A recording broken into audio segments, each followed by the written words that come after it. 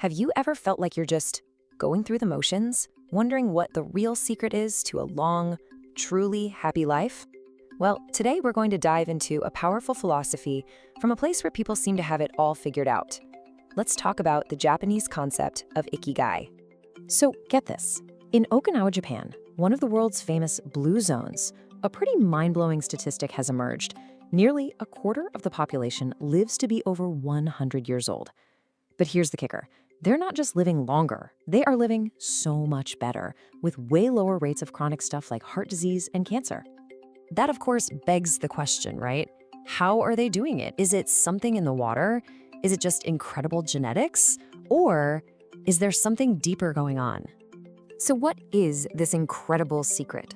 Well, while things like diet and an active lifestyle definitely play their part, researchers who studied them found that the real key to their vitality? It's a powerful, guiding philosophy. And that secret has a name, Ikigai. It's pronounced Ikigai, and it basically translates to your reason for being. Think of it as your life's purpose, that one thing that gives you meaning, the reason you jump out of bed in the morning ready to go. So that leads us to the big question. What is your Ikigai, and how do you find it? Well, luckily for us, there's a simple framework we can use that's built around 4 fundamental questions to help us discover our own purpose. Okay, first things first. It all starts with what you genuinely love. What are the things that make you completely lose track of time? The activities you do just for the pure joy of it. No other reason needed. This, right here, is the heart of it all. All right, next up, you've got to ask yourself, what am I actually good at? And this isn't just about your job title or what's on your resume. We're talking about your natural talents, your skills, the strengths you have that maybe you even take for granted. The third question is where things get interesting because you have to shift your focus outward. What does the world need?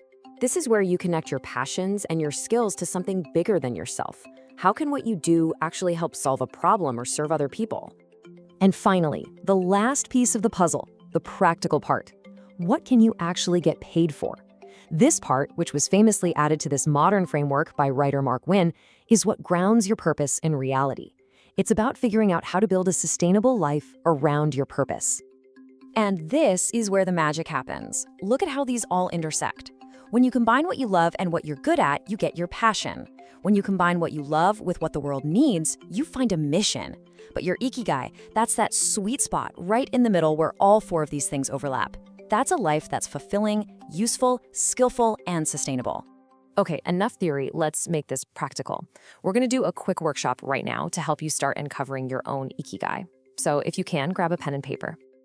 First up, let's really explore your talents. And again, think way beyond your job title. What are you truly good at? This could be professional skills, sure, but also personal abilities that just seem to come naturally to you. You know, if you're feeling a little stuck on this one, here's a great trick. Ask the people who know you best. What do your friends or family always say you're great at? What do your coworkers always come to you for help with? You might be surprised by what they say. They can often see strengths in us that we're blind to. All right, now for the fun part, your passions. I want you to ask yourself this really powerful question. If money was completely off the table, what would you spend your time doing? What are those activities that just light you up and give you energy? Don't censor yourself. Just jot down a list of these energizing tasks. Now, this chart is so important because it shows why that balance is absolutely critical. You can almost use it like a diagnostic tool for your own career. Feeling like your work is useless? Maybe you're missing that connection to what the world needs. Feel excited, but you just can't seem to get ahead? Maybe you're not playing to your true strengths. True fulfillment, your Ikigai, really requires all 4 of these elements working together in harmony. But here's a really important point. Ikigai isn't just about finding the one perfect job. It's a much bigger idea than that. It's about how you approach your life and your work. It's about finding a state of flow. This Japanese proverb really captures the whole spirit of it. The idea is to stay active and engaged your entire life. In fact, there isn't really a word in Japanese that means retire in the way we think of it, like stopping work completely. The goal is to always have that purpose that keeps you going. And that purpose often leads to this incredible concept called flow. You know that feeling when you're so absorbed in what you're doing that time just disappears? Well, getting into that state isn't random. It requires a clear goal, a challenge that's just right for your skill level, and being able to see your progress without a bunch of distractions. When you're operating from your Ikigai, finding that flow state becomes so much easier. Here's a perfect example of this in action. When Steve Jobs wanted his engineers to make the Macintosh computer boot up faster, they told him it was impossible. So he did something brilliant. He reframed the whole task. He did the math and said, if millions of users save 10 seconds a day, that adds up to 100 lifetimes saved every year. All of a sudden, this impossible technical problem had a profound human purpose. And guess what? The engineers ended up cutting the boot time by 28 seconds. And of course, Ikigai doesn't just exist in a bubble. It's held up by an entire lifestyle.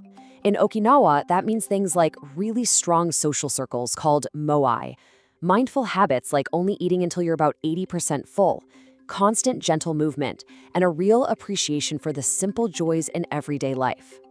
So as we start to wrap this up, it's really important to remember that finding your Ikigai isn't some one-and-done kind of thing. It's really a continuous journey.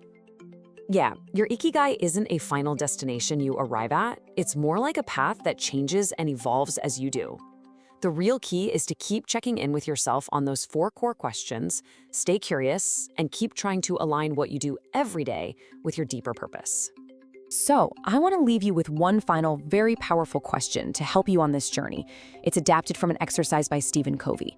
Just take a moment and imagine your own funeral. What do you want people to be saying about you? What kind of impact do you want to have left behind? The answer to that question?